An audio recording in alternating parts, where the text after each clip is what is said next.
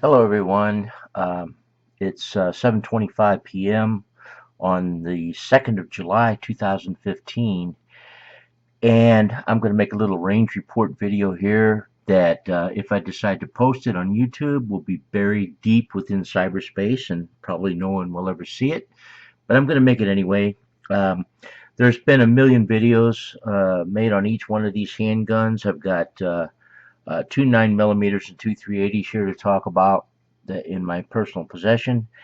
And I took those out to the range a couple of days ago, and I just want to talk a little bit about each one.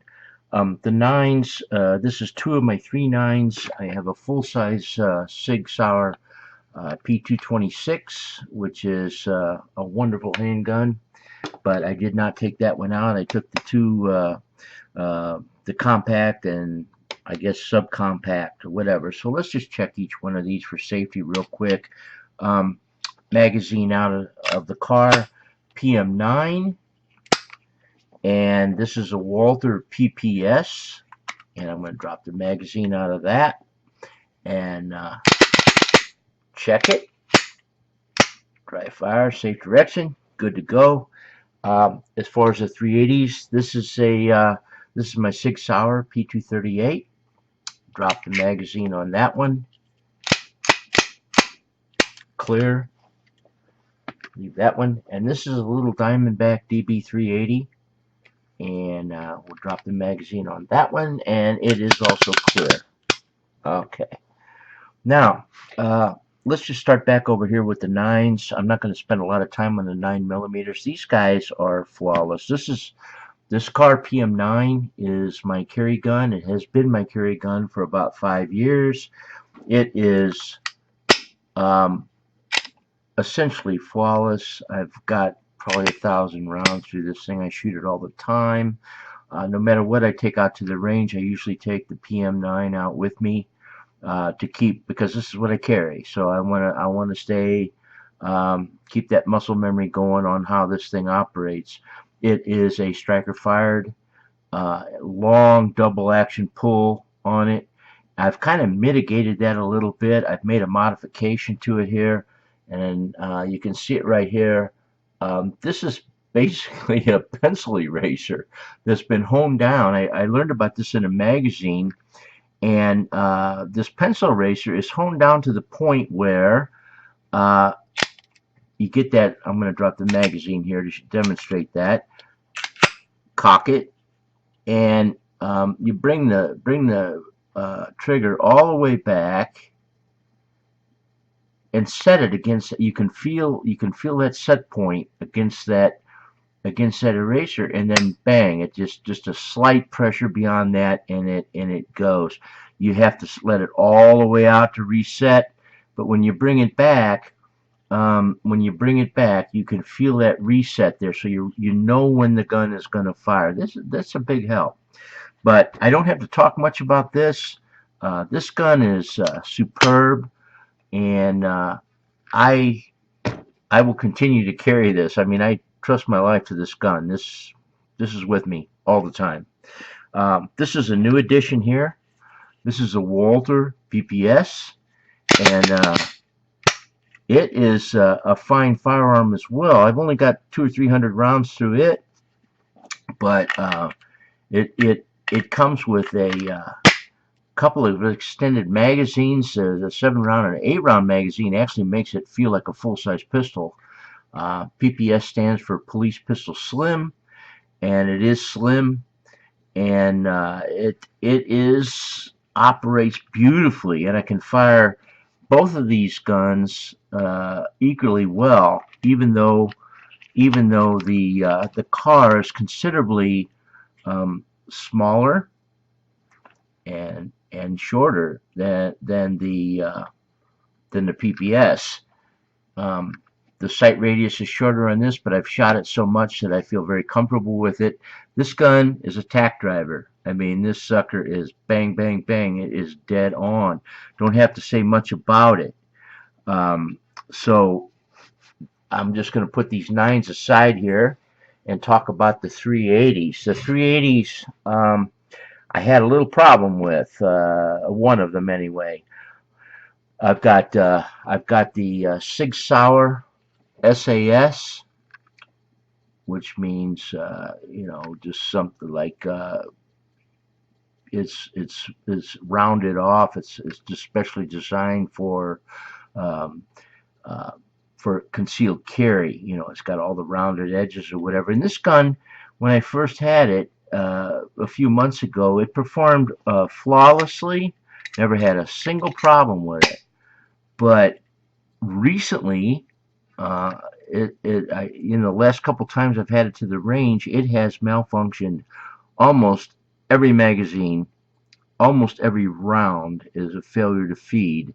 And the only thing I can decide is that it's something to do with the magazine, or it's something to do with a recoil spring, which I'm going to show you right here. Um, right underneath, the slide stop lever is a tiny little spring.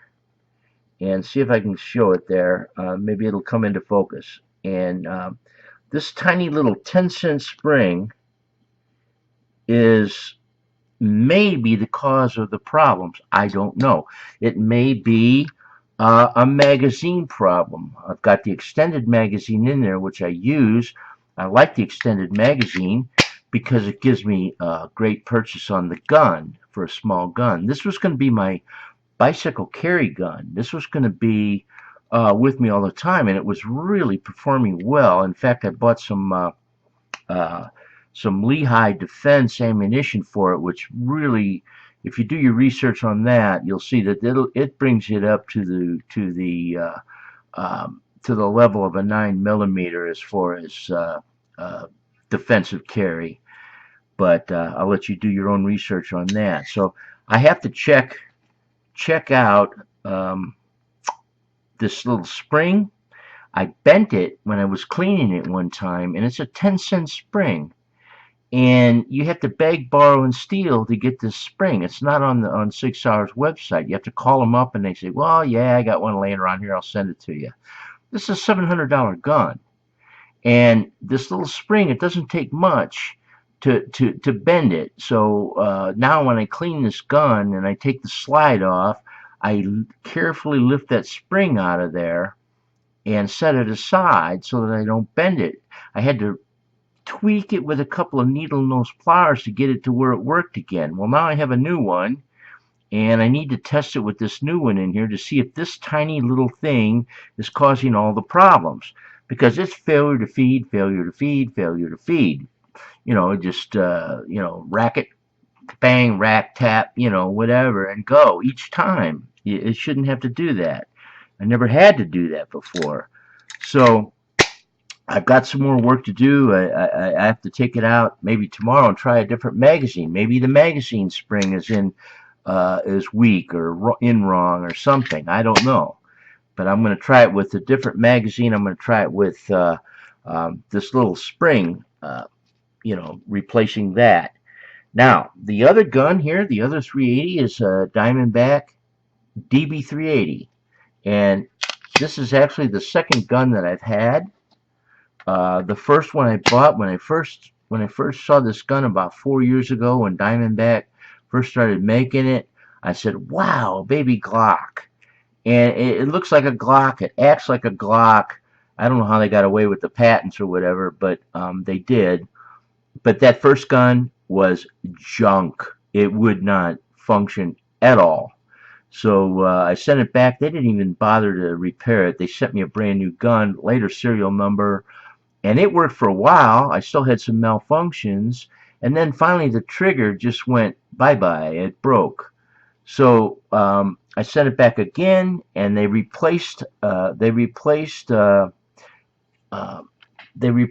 trigger pins. There was a single trigger pin here. Now there's three, and this gun is getting better and better and better. And I've had almost 200 rounds through this sucker now without a single malfunction. So here's a $300 gun that is way outperforming this $750 gun, and I have to find out what the heck's going on with this sucker. I'm going to take it out to the range again. Like I said, I'm going to play with the different magazines, and I'm going to play with the spring. And if I can't get any satisfaction out of that, I'm going to send it back to SIG. But anyway, that's my experience with these firearms here, and generally I love them all. Um, four wonderful guns here. One hammer fired and three striker fired guns. So I'll have a further comment on that later on. I may or may not post this to YouTube. If you see it, I did. If you don't, I didn't. Anyway, thanks for watching. Bye.